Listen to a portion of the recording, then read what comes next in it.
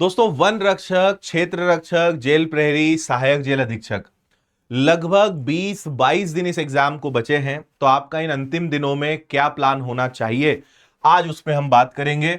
आपको पता है 14 मार्च तक आप इसका फॉर्म भर सकते हैं, है ना। यानी लास्ट डेट भी आ ही चुकी है। आज जब मैं वीडियो बना रहा हूं तो 13 मार्च है, एक ही दिन बचा है। तो जिन बच्चों ने फॉर्म नहीं भरा है भर दीजिए। और 7 अप्रैल से आपकी परीक्षा रहने वाली है। इसके बारे में वीडियो मैंने पहले भी बनाया है। वन रक्षक के 728 पद हैं, क्षेत्र रक्षक के 169, जेल प्रहरी के 757 और सहायक जेल अधीक्षक के 25। ऐसे 1679 टोटल पद हैं। क्वालिफिकेशन और इन सब पे हम पहले बात कर चुके हैं, तो इस पे हम कोई बात नहीं करेंगे, सीधे मुद्दे पर आएंगे। देखो, आखिरी के अगर आपके पास 20 से 22 दिन बचे हैं तो ये पूरे तरीके से आपके प्रैक्टिस पर डेडिकेट होना चाहिए। एक आदत आज से बना लीजिए। सबसे पहला, 1 मॉक टेस्ट डेली। एक मॉक टेस्ट आपको रोज लगाना ही लगाना है, चाहे कुछ हो जाए। और हफ्ते 10 दिन के बाद आपको 2 मॉक टेस्ट रोज लगाने हैं। तो अभी एक से शुरू करिए अगर बिल्कुल नहीं लगा रहे हैं, लेकिन आपको 2 मॉक टेस्ट को बहुत अच्छे से और उतने ही अच्छे से आपको एनालिसिस भी करना है। तो अरिथमेटिक में कौन कौन से टॉपिक्स हैं, एडवांस में कौन कौन से टॉपिक्स हैं, और ये मैंने कुछ चुनिंदा वो टॉपिक्स बताए हैं जो अति महत्वपूर्ण है, जिनसे प्रश्न लगभग आते ही हैं।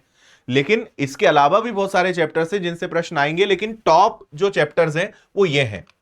ऐसे ही जीएस की बात करें, एमपीजीके की बात करें, तो उसमें आपको किन विषयों पे सबसे ज्यादा काम करना है उसकी लिस्ट हमने यहां पे दे दी है। हिस्ट्री में, पॉलिटी में आपको किन विषयों को पढ़ना है वो हमने यहां पर दे दिया है, ठीक है। जनरल साइंस में आपको किन विषयों पे विशेष ध्यान देना है वो आपको यहां पर दिख रहा है। हिंदी इंग्लिश में आपको किन विषयों पे ध्यान देना है वो भी आपको दिख रहा है। अब फिर से मैं आपको कह दूं कि जो टॉपिक्स मैंने दिखाए हैं केवल इतना नहीं पढ़ना है। ये तो टॉप टॉपिक्स हम कह सकते हैं कि भाई इन्हें तो आपको आखिरी में पलटा के जाना ही है, इन पर सबसे ज्यादा ध्यान देना है, लेकिन पढ़ना तो सब कुछ है। समय इतना कम मिला है, हालांकि पहले ही पता था कि एग्जाम कब होना है, नोटिफिकेशन कब आना है, तो हम ये भी नहीं कहेंगे कि अचानक से वैकेंसी आ गई या पहले से पता होता तो ठीक होता। कम से कम 8-10 वीडियो तो मैंने बना बना के आपको बताया कि भाई ये वैकेंसी आएगी और इसकी तैयारी में लग जाओ। कुछ लोग ने उस समय बात मानी, लग गए, कुछ लोगों ने नहीं मानी, अब लगे हैं, है ना। अब सही है गलत है वो तो अब वक्त तय करेगा, फिलहाल तो इस बारे में कुछ बोलने से कोई मतलब नहीं है। आखिरी जो 22 दिन है इसमें सबसे ज्यादा अब प्रैक्टिस पे अपना टाइम दीजिए। जैसा मैंने कहा, एनालिसिस बहुत जरूरी है। देखो, आप जब भी टेस्ट लगाना शुरू करोगे ना, तो आप याद रखना शुरू में आपके मार्क्स काफी कम आएंगे, लेकिन आप टेस्ट लगाते जाना आप धीरे धीरे इसमें इंप्रूवमेंट देखेंगे। लेकिन इंप्रूवमेंट तभी आएगा जब आप टेस्ट का एनालिसिस बहुत अच्छे से करेंगे। कई बच्चे टेस्ट लगाते हैं, कितने सही हुए क्या गलत हुए देखते ही नहीं, बस टेस्ट लगाया, देख लिया, अच्छा इतना स्कोर आ गया, हो गया। ये गलती नहीं करनी है आपको। आपको ये विशेष रूप से देखना है कि भाई गलत क्या हुआ, क्यों गलत हुआ, कहां सुधार करने की जरूरत है। इन छोटी छोटी चीजों पे ध्यान दोगे तब हर 2 से 3 टेस्ट में आपके मार्क्स बढ़ेंगे। आपके पास, जैसा मैंने कहा कि अगर 22 दिन भी है तो आप बिल्कुल टारगेट करिए कि इन 22 दिनों में कम से कम आपको 50 मॉक लगाने ही लगाने हैं। 50 मॉक लगाने का टारगेट आप बना लीजिए। अब आप आपके हिसाब से डिवाइड कर लो कि एक दिन में कितने लगाओगे। ना 50 लगा सको तो 45, यानी एक दिन में 2 का एवरेज तो आपको मेंटेन करना ही पड़ेगा, लगाना ही पड़ेगा। इसके अलावा आपको टॉपिक वाइज भी प्रैक्टिस करने की जरूरत हो सकती है ना। आपको प्रीवियस ईयर्स के पेपर्स भी पलटाने की जरूरत है, topic wise, subject wise MCQs भी लगाना पड़ेगा। तो जितने ऑब्जेक्टिव क्वेश्चन सॉल्व करोगे, जितने टेस्ट लगाओगे, जितनी प्रैक्टिस करोगे, उतना हर 2-3 दिन में आपको इंप्रूवमेंट दिखाई देगा। इंप्रूवमेंट कभी एकदम से नहीं दिखेगा, लेकिन जैसे जैसे एफर्ट्स लगाओगे वैसे आपको इंप्रूवमेंट अच्छे से दिखने लगेगा। अब हम इस बात को भी समझें कि टेस्ट लगाने से फायदा क्या होता है। आपने अगर कभी भी एग्जाम इसके पहले दिया है तो आपने हमेशा महसूस करा होगा कि टाइम मैनेजमेंट परीक्षा के लिए सबसे ज्यादा जरूरी होता है। और आपका टाइम मैनेजमेंट, आपका प्रश्न लगाने का सीक्वेंस, ये सारी चीजें इंप्रूव होती है टेस्ट लगाने से। मैं हमेशा कहता हूं कि जब भी टेस्ट लगाओ, इस तरह लगाओ कि आप रियल एग्जाम में बैठे हो। आपको पहली तो यह कोशिश करनी है कि हमेशा आखिरी क्वेश्चन तक पहुंचो। आपको भी एग्जाम का पैटर्न पता है कि टोटल 5 सेक्शंस रहने हैं, 100 क्वेश्चंस आएंगे। इस बार नेगेटिव मार्किंग भी आपकी आने वाली है, 2 घंटे का समय पता ही नहीं चलेगा। आपका हमेशा प्रयास यह होना चाहिए कि जैसे आपके पास 2 घंटे यानी 120 मिनट है, तो मैं आपको यह कहूंगा कि 120 मिनट को आप 100 और 20 में बांट लो। आप पहले 100 मिनट में अपनी ये कोशिश करिए कि क्वेश्चन नंबर 1 से क्वेश्चन नंबर 100 तक जो भी बन रहा है वो कर लो। जिनमें टाइम लग रहा है, जिसमें कैलकुलेशन ज्यादा है, या जहां आपको लग रहा है कि यार रिस्क लेना पड़ेगी या समझ नहीं आ रहा क्या करें, उनको होल्ड करो। आखिरी का ये बफर टाइम रखो आप 20 मिनट का, और इसमें ऐसे ही क्वेश्चंस को सॉल्व करना है। कभी भी किसी एक प्रश्न में ज्यादा उलझना नहीं, टाइम ज्यादा वेस्ट नहीं करना है। बन रहा है ठीक है, आपको लग रहा है यार टाइम लेगा, आगे बढ़ो। पहले वो करो जिनमें 100% श्योर हो, फिर आखिरी में उन क्वेश्चंस के लिए थोड़ा सा टाइम रखो। 10 मिनट भी रख सकते हो, 15 मिनट भी रख सकते हो, 5 मिनट भी रख सकते हो, और इसकी प्रैक्टिस आज से करो।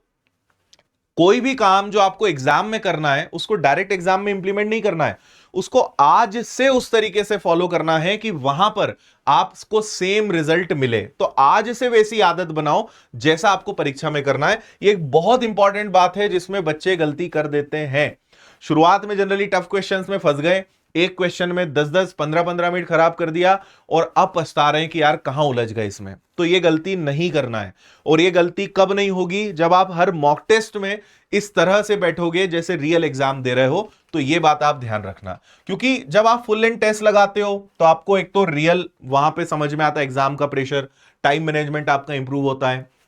टेस्ट लगाने से आपका पूरा रिवीजन होता है। अगर टेस्ट नहीं लगाओगे तो पढ़ा हुआ तो है, लेकिन कॉन्फिडेंस नहीं आएगा कि यार अचानक से क्वेश्चन सामने आ गया तो बनेगा कि नहीं बनेगा। तो वो कॉन्फिडेंस आपको यहां से समझ में आता है ना। पूरा सिलेबस आपका रिवाइज होता है, एक्यूरेसी आपकी इंप्रूव होती है कि अगर आज 10 में से 5 सवाल सही हो रहे हैं, धीरे धीरे टेस्ट लगाओगे तो 10 में से 8 सवाल सही होंगे, 9 सवाल सही होंगे। तो ये सब उसी से आता है, ठीक है। तो मॉक टेस्ट और फुल लेंथ टेस्ट लगभग दोनों एक ही बात है। इनमें जितना समय दे सकते हो दो, और इसके बाद बचे हुए समय में आपको उन चीजों पे काम करना है जो इससे निचोड़ निकल के आएगा कि यार ये टॉपिक तो बहुत अच्छे से बनता था, इसमें गलती क्यों हो रही है, या इसको रिवाइज करने की जरूरत है, इसके कॉन्सेप्ट भूल गए। तो टेस्ट लगाने से पता चलेगा कि कहां पर काम करना है, वहां पे आप काम करना शुरू करोगे। ऐसे आपको इसको इस तरीके से प्लान करना पड़ेगा। तो इसीलिए अब सिर्फ और सिर्फ प्रैक्टिस पे ज्यादा समय दीजिए।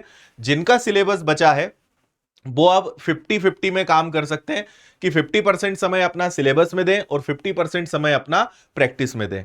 जिनका सिलेबस कंप्लीट है, 90% आपका प्रैक्टिस पे समय जाना चाहिए। 10% कुछ बचा है, कुछ पढ़ना और रह गया है, उस पर करना है, क्योंकि दिन बहुत कम है। और अगर आपने सही रणनीति से पढ़ाई नहीं करी, दिन निकल जाएंगे, रिजल्ट कुछ नहीं मिलेगा। इसलिए इस बात को समझिए कि कौन सी चीजें अब बहुत इंपॉर्टेंट हैं। ये बहुत विशेष रूप से आपको ध्यान रखना है। बाकी विनर्स ऐप पर आपको कोर्स तो कंप्लीट मिला ही है, आप इसको ले सकते हैं अगर अभी भी चाहें। पूरा सिलेबस पढ़ना शायद पॉसिबल नहीं है, लेकिन आपको लगता है कि यार ये सब्जेक्ट कि मैं पढ़ लेता हूं, या इसके टॉपिक्स मुझे कहीं अच्छे से मिल जाए।